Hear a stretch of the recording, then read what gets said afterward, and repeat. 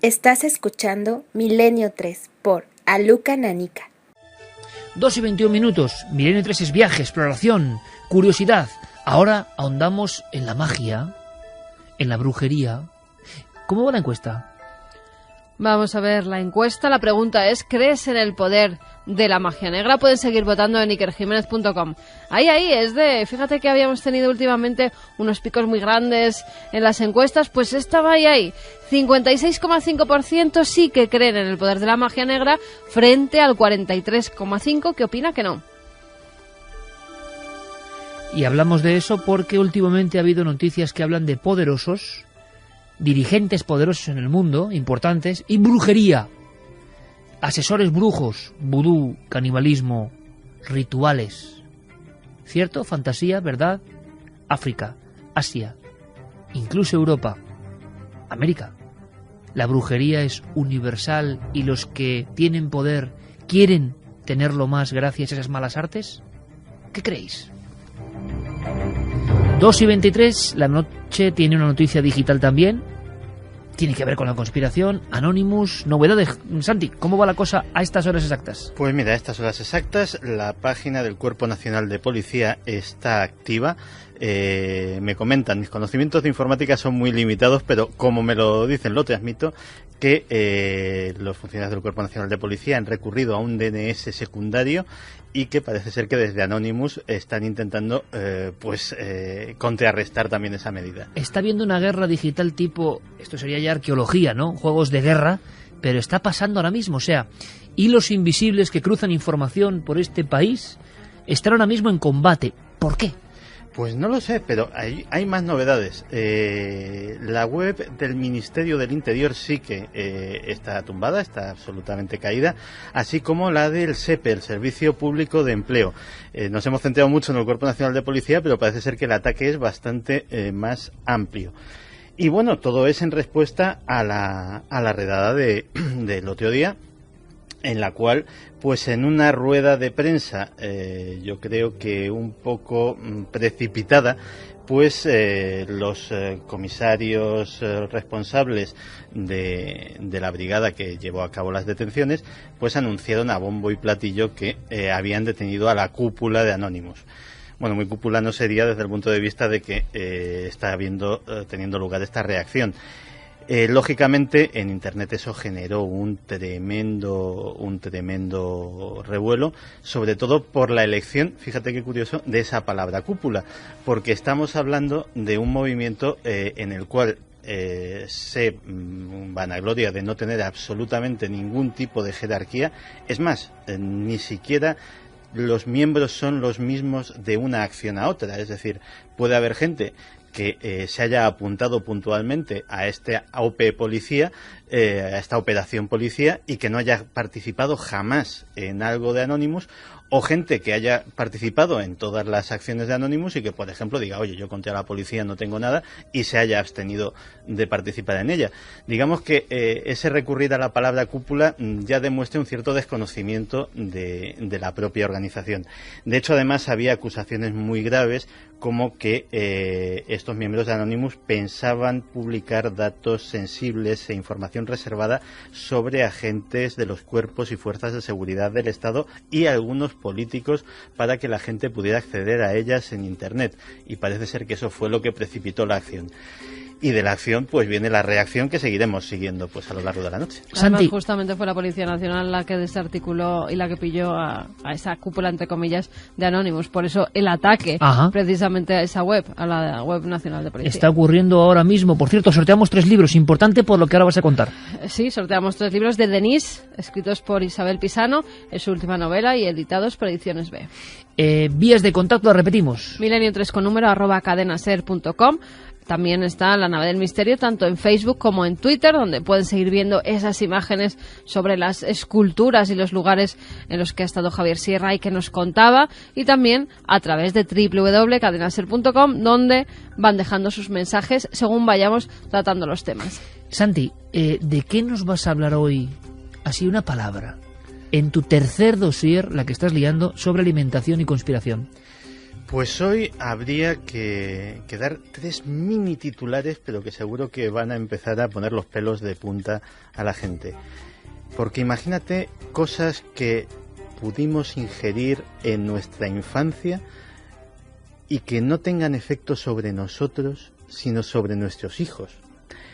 O imagínate que vamos a hablar de hormonas en la carne, de hormonas en la leche, o también de por qué en Estados Unidos cada vez más, y ya ha empezado a suceder en Europa, niñas de apenas 7 u 8 años empiezan a tener el periodo y acceder a la pubertad.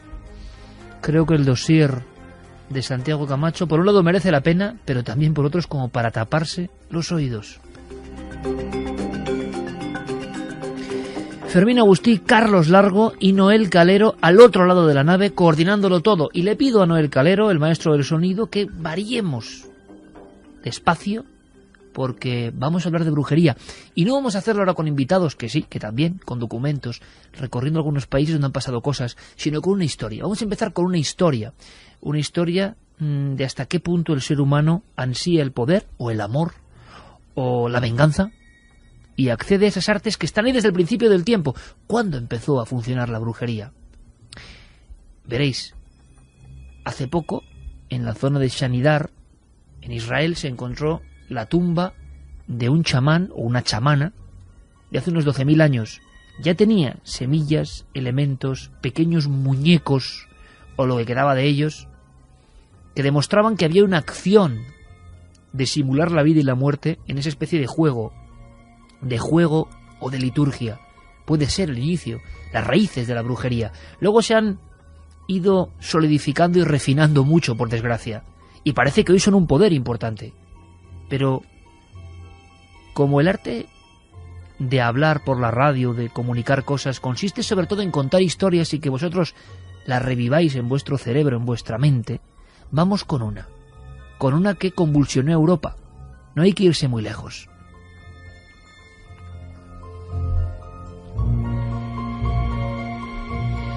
Fue en el año 1954 y, como dice Siker, conmocionó a Europa, pero sobre todo Francia.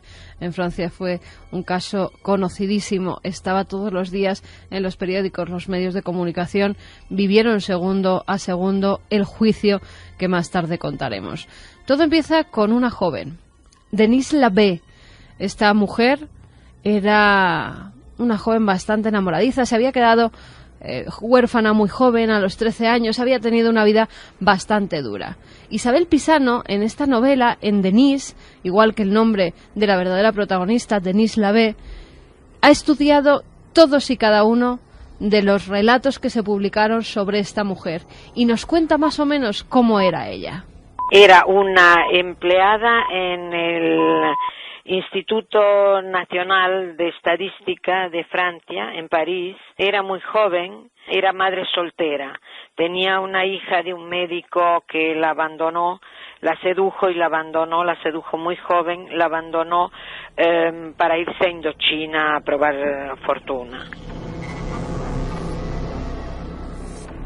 Una joven que tiene una relación con un hombre, ese hombre la abandona y ella se queda sola con una niña de pocos meses. Al tiempo conoce a un hombre que parece que la protege, que la quiere, que la da todo aquello que no le han dado los jóvenes con los que mantenía relaciones. Se llama Jacques Algarrón. Y Isabel Pisano nos cuenta cómo era la personalidad de Jacques. La niña tenía 2 años cuando ella conoce a Jacques Algarrón, un oficial de la Escuela Militar de Saint-Cyr. La Escuela Militar de Saint-Cyr es de donde salieron prácticamente todos los presidentes franceses. Establece con él una relación hasta el momento no conocía. Empieza de traerle hombres a la cama, de prestarla a los amigos, de traer mujeres examantes suyas o amantes actuales, y para terminar en esto, o sea, enormes castigos, bestiales castigos sadomasoquistas, siempre bajo la influencia del Marqués de Sade y también de D'Annunzio. Él le dice en un momento determinado, para amarme tienes que ir de sufrimiento en sufrimiento. Jacques era un hombre que estaba muy influido por las lecturas de Kafka, de Sartre, de Guidé, y decidió pedir una prueba de amor a Denise. Creía que estos pensamientos filosóficos lo que tenían que hacer era convertirlos en realidad. Además, Jacques consideraba que la pequeña era un mal recuerdo de la vida anterior de Denise, y entonces le pide una prueba de amor. Es más, le dice, el amor no existe, solo existen pruebas de amor. Ya le dice una frase que una mujer no debe decir jamás, que es lo que quieras, pídeme lo que quieras. Y él le dijo, la niña, Denise. Y ella no entiende lo que quiere decir y dice, la niña, Denise, dame su vida. Entonces ella se levanta del lecho y se va ya a la puerta, coge la falda y coge todo y se va. Se está por ir y entonces él le dice, pero no, mi amor, era una broma y tal. Entonces él empieza a jugar con eso, empieza a jugar y ella ya al final se acostumbra y cree que eso aumenta su placer. Empieza así, pero después en cambio se convierte en una exigencia bestial. Denise le seguía porque le obedecía ciegamente, tanto es así que en un momento determinado cuando el juez le pregunta, bueno, pero usted le creía todo lo que le decía y dice, sí, señor juez, él siempre tenía razón. Como vemos, una persona muy joven que tiene miedo a volver a ser abandonada por un hombre. Denise se niega en un principio a cumplir el deseo de Jacques, pero como ve que la va a abandonar, pues entonces empieza a jugar un poco con la vida de su hija. Ella con 18 años nada más, Iker, se siente abandonada, cree que Jacques es el amor de su vida, que no lo puede perder, que es un hombre culto, que la trata bien, que tiene el cariño que no le habían dado los otros hombres.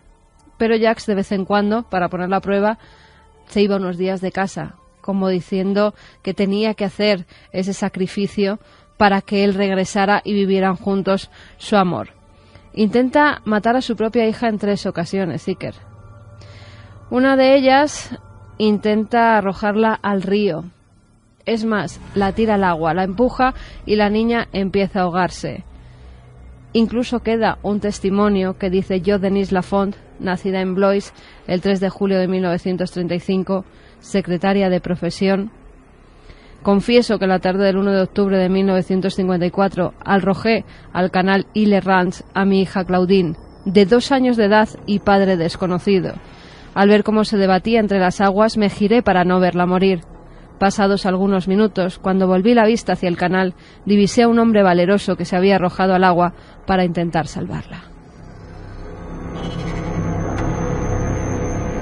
En ese momento, gracias a un ángel de la guarda, la niña se salva, pero ya estando en su domicilio, alza a la niña hacia una ventana, la pone muy cerca de esta y cuando va a empujarla para que se caiga por el edificio y dé a un patio, un vecino ve sus intenciones y entonces rápidamente mete a la niña hacia lo interior.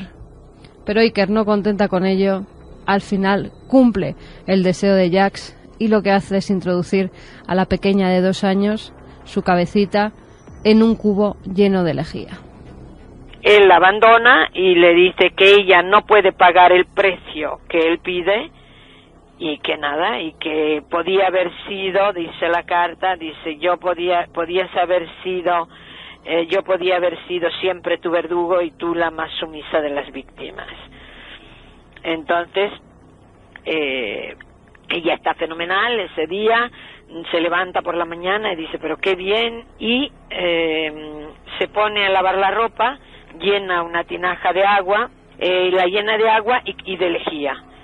Entonces la niña está a los pies jugando de ella, la coge por los pies y la mete cabeza para abajo y la sostiene 7 minutos. Y cuando el cuerpo cesa sus espasmos, la deja caer al fondo del recipiente. Y desmayada la encuentra la hermana con el grifo abierto y la niña muerta.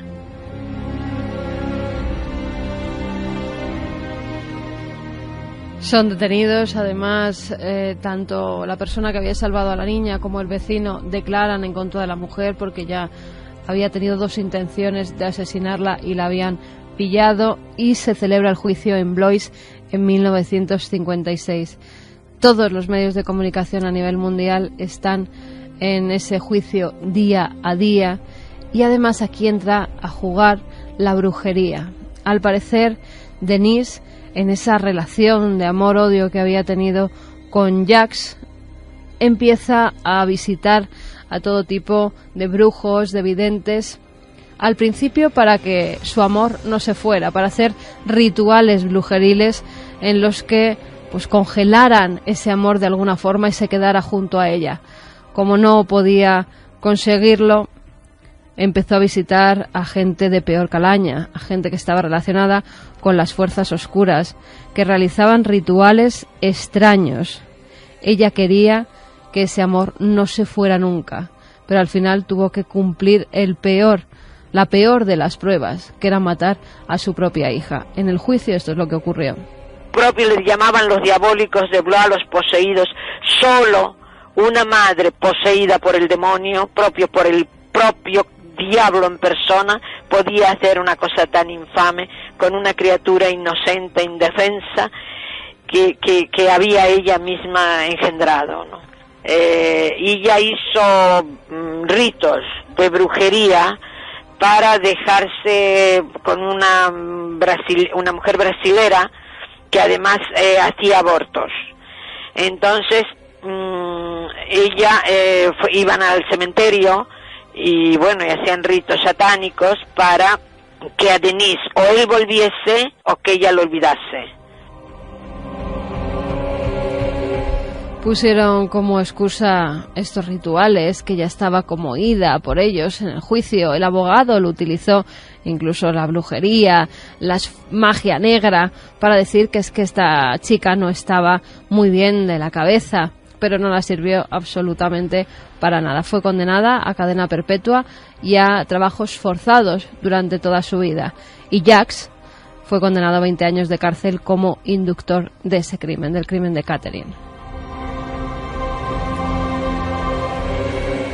O sea que la sombra densísima de la brujería y la magia negra no aparece solo en países más o menos poco desarrollados, sino que siempre ha estado envuelto su hálito de un eco extraño, de la sensación de que, por ejemplo, para amarrar el amor o el poder, pues ronda por ahí, está por ahí. Y da igual la preparación, la cultura, el dinero incluso de las personas que se abandonan a estas prácticas. No es extraño observar que ya desde los años 50 las personas que ejercían brujería o magia negra también se dedicaban, por ejemplo, al asunto de hacer abortar.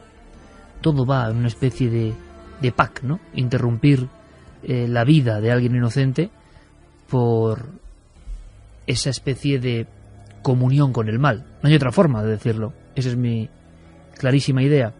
Comunión con el mal, porque solo alguien monstruoso puede detener la vida de algo, y de algo inocente como un niño. Estos casos de brujería se convirtieron en un tremendo impacto en la Francia de aquella época. Es curioso porque 50 años después observamos que muchos dirigentes vuelven a ser noticia porque están envueltos también de esa capa fina o gruesa, según se mire, de la magia y los brujos. Verán, la última noticia venía de Irán y tenemos un documento. Varios especialistas hablaban de brujería en Irán y del presidente que al parecer tenía una auténtica guerra de nigromantes montada en un país tan explosivo, tan en la encrucijada como este. Parece que los sumos pontífices de alguna forma de la religión iraní atacaban al propio dirigente político, asegurando que varios miembros de su comité se abandonaban a ritos que, sí, desde el punto de vista de lo musulmán, pero tienen que ver con el infierno, con la brujería, con la adquisición de poderes. Y eso parece que es una tradición muy vieja, muy antigua. Hemos hablado con especialistas que conocen el país y conocen lo que ocurre. Y da la sensación de que esto es casi moneda de uso común. O sea, dirigentes que deciden el futuro de millones de personas y el presupuesto de millones de personas, o las tecnologías y la ciencia de millones de personas y de conciencias, y que sin embargo, en sus ratos más o menos libres, o sus asesores más allegados, resulta que son brujos directamente. ¿Esto es posible o forma parte de un cómic grotesco? No, pues parece que es verdad. En Irán ha pasado esta misma semana. Ha mandado detener, él y otros ayatolás han mandado detener a algunos ayudantes de Ahmadinejad, acusándolos de exorcistas, de haber acudido a un brujo, de hacer brujerías, de llamar a entidades especiales en el aura metafísica, mundos desconocidos, etcétera, etcétera, ¿no? Primero tenemos que saber si esto no es utilizada, la brujería existente o las creencias en las brujas y en los magos y en las entidades superiores viviendo entre nosotros, si esto no es un caso de enfrentamiento o si es un caso real de brujería. Sin duda, el África negra y profunda fue el lugar, el germen de muchos acontecimientos que tenían que ver con brujos y poderosos. Se han hecho incluso películas sobre presidentes que llevaban a su pueblo con mano de hierro, a veces se comían a su pueblo directamente, y que su cohorte de asesores más importantes eran, pues, brujos, eran hechiceros, eran chamanes que habían tomado el camino, dicen los expertos en esto, no yo, de la mano izquierda. Se habían metido en los umbrales donde se reclama poder a través del mal. En Guinea están acostumbrados a estas historias. Yo no sé hasta qué punto se exageran o no, pero los que conocen el país, los que han investigado, los que han hecho reporterismo allí como José Manuel Novoa, saben que la zombificación, sí, como digo, la conversión de seres humanos poco menos que en piltrafas en forma de marioneta que se puede manejar perfectamente su conciencia, es algo que está ahí al cabo de la calle. Ritos complejísimos. No se toman decisiones si antes no se ha hecho la liturgia concreta. José Manuel Novoa nos habla de dirigentes que en algunos casos ponen los pelos de punta. Y dentro de esa historia terrible pues ha estado estos presidentes. El primero fue François Duvalier, Papa Doc, como le llamaban, pues que realmente se convirtió en el gran brujo del vudú. Y en un país donde todo el mundo cree en estas prácticas, pues no te hace falta tener muchos fusiles para poder amedrentarlo, para poder tenerlo subyugado, ¿no?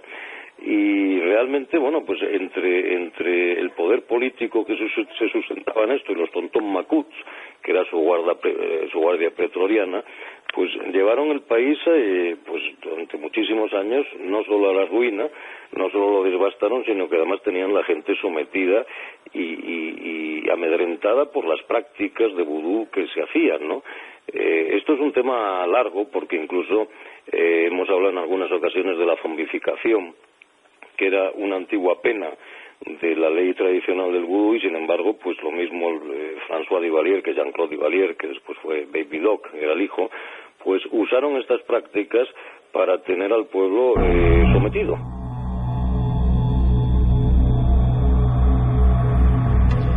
De hecho, François Duvalier se jactaba él mismo no de tener brujos a su servicio, sino de ser él mismo un poderoso bokor, un poderoso mago negro del vudú. Y fíjate que analistas internacionales, incluso los propios embajadores norteamericanos que mandaban informes a los Estados Unidos, pensaban que esto era una pose. Decían, bueno, Jean-Claude Duvalier es un personaje cruel, pero es culto, tiene una formación europea, todo esto lo hace para asustar a un pueblo muy supersticioso como es el haitiano. El problema es que cuando cayó la dictadura de los Duvalier, se encontraron en el palacio presidencial verdaderos templos vudú con restos humanos utilizados como amuleto, con cantidades bastante apreciables del polvo vudú famoso que con la toxina del pez globo hace que la gente tenga un coma profundísimo que engaña incluso a los médicos y que hace pasarlos por muertos. Luego son desenterrados, los daños cerebrales son brutales durante ese tiempo sin apenas oxígeno, y esas personas eran empleadas, esos zombies eran empleados en las plantaciones de Papadoc, de Duvalier, no solamente como mano de obra barata, que era una de las sangrientas tradiciones de la isla, sino también como ejemplo. Tú puedes acabar en mis plantaciones de caña, puedes acabar siendo una persona sin mente, siendo un muerto viviente, si te opones a mí. Y efectivamente ese poder lo ejercía a través de los Tontón Macut, siempre con gafas de espejo, siempre armados. Los Tontón Macut, el nombre viene precisamente del nombre que en la tradición vudú se le daba a los bokor itinerantes. Había brujos negros que recorrían toda la isla haciendo trabajos de magia negra a cambio de dinero. ¿Mercenarios de la brujería? Efectivamente, esos eran los Tontón Macut originales, y luego él se apropió de ese nombre que ya de por sí causaba pavor en todo Haití para otorgárselo a su policía política. A Haití llegó el mundo de la brujería desde, evidentemente, África. Ahora hablará José Manuel Novoa de Guinea, pero la primera estación es esta, Haití, país arrasado por ese gran terremoto y que tiene ese estigma, esa lacra de brujos todavía a sueldo, hoy, vagando y actuando. ¿Cuándo empezó todo esto de la brujería? Parece que los expertos, Novoa en este caso, hablan de un estallido muy concreto. Se ha hablado en el cine, por ejemplo, de la noche de los muertos vivientes, la noche de los zombies, la noche en la que las ánimas parece que toman el mando. Bueno, pues algo así, una noche de sangre, desde luego, y de brujería y de magia negra, ocurrió en Haití. Nos lo recuerda José Manuel Novoa. En el caso de Haití, en la famosa noche de Huay Caimán, donde realmente surgió el vudú, oficialmente, como tú sabes, el vudú hoy en día es una religión oficial en Haití. Bueno, pues fue la rebelión de los esclavos, donde de diferentes tribus que provenían de África se unen en una noche, esta noche de Huay Caimán, donde hacen un pacto de sangre, donde hacen una ceremonia de lo que podríamos llamar el principio del fenómeno vudú, donde matan muchos cerdos, o sea, hay mucha sangre, o sea, hay mucha abundancia de sangre en ese sacrificio, y al día siguiente matan a 1000 blancos, que es donde empieza la revolución de Toussaint Louverture, que era el que fue el primer presidente después de la isla, porque era el esclavo que había dirigido toda la contienda. Y en ese momento los blancos, pues aunque no creen en estas cosas, pero sin embargo les aterrorizó saber que habían hecho, según ellos, un pacto con el diablo, y que por eso una población que hasta ese momento estaba sometida, una población esclava, pues fue capaz de sobreponerse y en un solo día matar a 1000 blancos. Ahora sí es el turno de Guinea, un país con lógicas conexiones con el nuestro. La brujería siempre presente en los más altos mandos, en las personas que ostentan el poder. Macías aniquiló a 1/3 de la población y la mitad pues fueron sometidos a sacrificios rituales donde se comía carne humana, donde se alimentaba lo que ellos llaman el egú, que es esa cualidad de hacer magia que justamente la tienen que alimentar con carne humana, ¿no?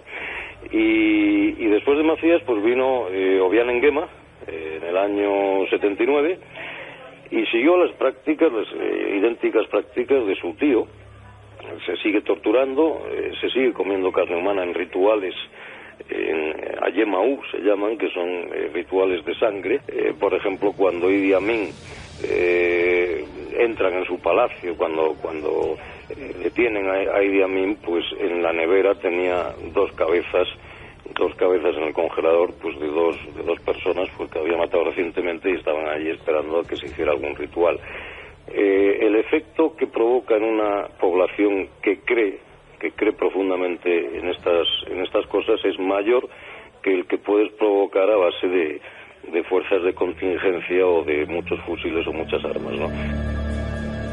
La brujería en ciertos puntos tiene más poder, consigue más fuerza, incluso que las armas. Yo creo que es una buena frase. Santi, en Argentina se ha encontrado la senda de un personaje que fue importantísimo en la política por su influencia y por su magia.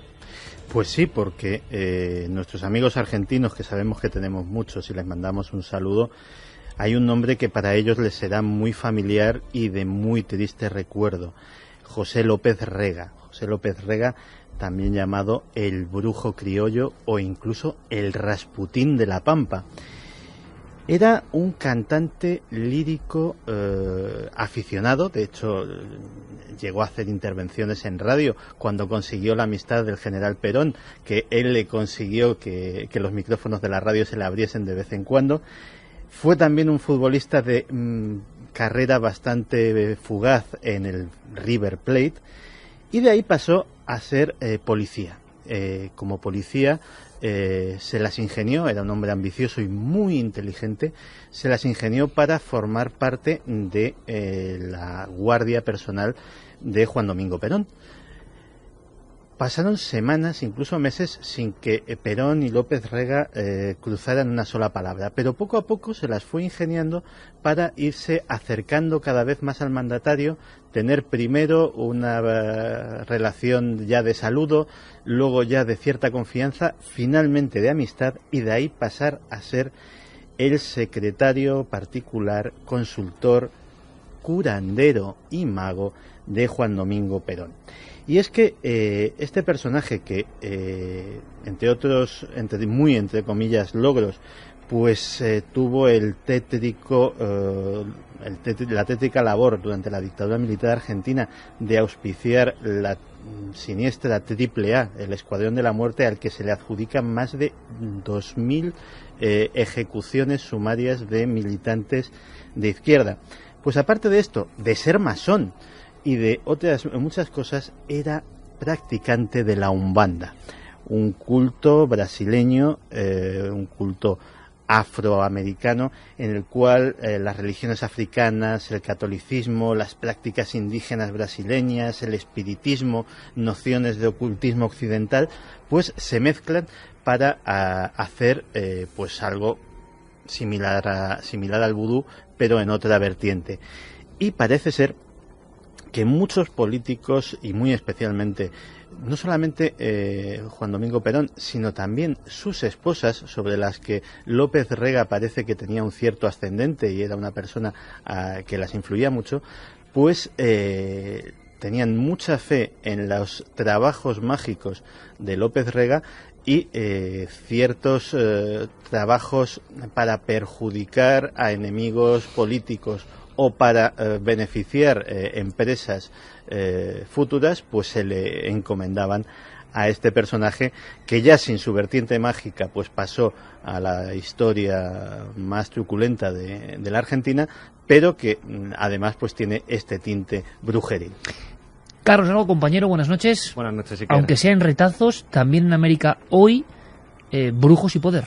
Sí, por ejemplo, vamos a viajar hasta República Dominicana. Allí nuestro guía va a ser Santiago Estrella, periodista del diario digital rd.com. Allí, una vez más, se repetían todo lo que habéis comentado.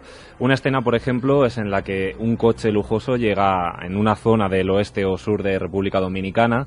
Sale un hombre vestido elegantemente, con gafas de sol, capucha, para que no le reconozcan, y se mete en un lugar donde hay un curandero, y bien, pues para pedir una vez más esa protección a ese chamán, bueno, en este lugar a ese chamán. Nos describía Santiago Estrella cómo es el tipo de brujería allí en República Dominicana. Hay, por ejemplo,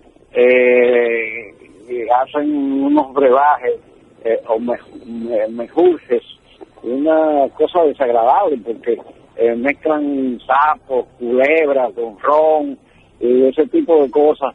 Eso ocurre mucho en la parte sur del país, el sur oeste, casi en la frontera con Haití, donde se practica mucho eso de la brujería, y encuentra que tienen un altar grande con muchos santos, un sincretismo entre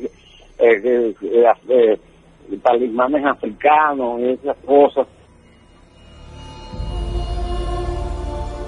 Generalmente, como nos decía Santiago, pues son políticos medios o aspirantes a presidentes, pero también nos encontramos con el caso de grandes políticos de renombre, como por ejemplo expresidentes de la República Dominicana, como Joaquín Balaguer, e incluso otros casos como el de José Francisco Peñaz Gómez, que se vio muy perjudicado por su vinculación a la brujería y al chamanismo. Balaguer tenía en su casa una enana que era la que barría la parte frontal de su residencia. Entonces, esa enana, según las personas que la conocían, los que circundaban la casa de Balaguer, decían que él la había empleado ahí porque esa enana le traía suerte. También otro líder político que es el más grande, que fue el más grande conductor de masas en la República Dominicana, José Francisco Peña Gómez, de la Internacional Socialista, apareció en las elecciones del año 96 en un video que correspondía a un rito de vudú, que es una práctica haitiana. Entonces, ese video que fue difundido en la televisión le ocasionó, pero tremendo problema, porque sus adversarios aprovecharon esa coyuntura para decir que él era un brujo haitiano. Problemas para el que iba a ser aspirante, bueno, el que llegó a ser presidente. Muchos problemas. Incluso también nos encontramos el caso de México, donde José Gil Olmos, autor de Los Brujos del Poder, nos ha dado a conocer también historias como la de Vicente Fox, expresidente de México, que también tenía esa relación con el chamanismo y la brujería con el fin de ganar confianza. Y fíjate, una historia muy curiosa como la de la sindicalista Elba Ester Gordillo, de gran poder político, que tuvo que pagar un precio muy alto por seguir ganándose la confianza de todos estos políticos. La líder nacional del sindicato de maestros se llama Elba Ester Gordillo. Ella ha tenido una incidencia directa en todos los gobernantes en los últimos 20 años. Ella fue hasta África a que le hicieran un ritual de magia negra con el sacrificio de un león. La envuelven en esta piel con la foto del entonces presidente de México, Ernesto Zedillo, Ponce de León casualmente, y este ritual era para la protección que ella necesitaba, esta falta de confianza, porque en ese entonces el presidente Ernesto Zedillo había tomado la decisión de que se investigara su fortuna, una fortuna que tiene un fondo ahí oscuro, y quitarle todo el poder que tenía. Entonces, de acuerdo a testigos que estuvieron en esta ceremonia de magia negra, dicen que le vaticinó el brujo de Nigeria que iba a perder un familiar, y coincidentemente a los pocos meses de que regresa a México, ella recupera el poder que tiene, pero uno de sus nietos preferidos muere de manera trágica en su casa. Brujería y política, a veces mundos paralelos. Ahora toda la información con nuestros compañeros de los servicios informativos y regresamos con muchos más contenidos en Milenio 3.